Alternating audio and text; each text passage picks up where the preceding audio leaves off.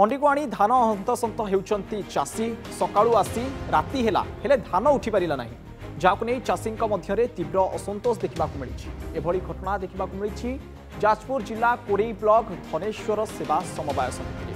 धनेश्वर सेवा समवाय समिति अधीन आज प्रथम पर्यायर 40 जन चाषी धान संग्रह पर मंडी को डका जाइथिला। चाषी माने निज खर्चरे ट्राक्टर और अन्यान्य गाड़ी सहायतार धान मंडी को आनी हेले धानर गुणात्मक मान सठिक नथिबा दर्शाई समवाय समिति पक्षरु कटनी छटनी करने को कुआ जाइथिला।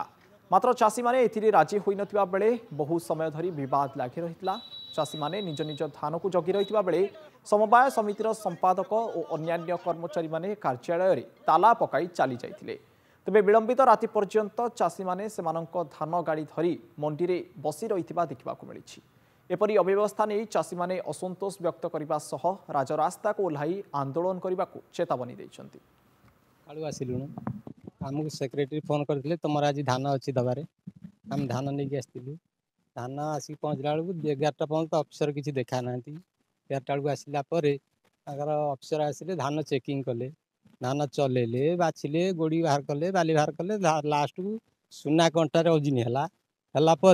धान कहले एफएक्यू नुह माने मन गड़ा कहानी कहते आम यही सुविधा सब कर आमर 31 टका दरकार नहीं तुम कहल नहीं आम से तुमको धोई माजी छाणी आम तुमको धान दे था तुम कहल नहीं तुम ये कहने कह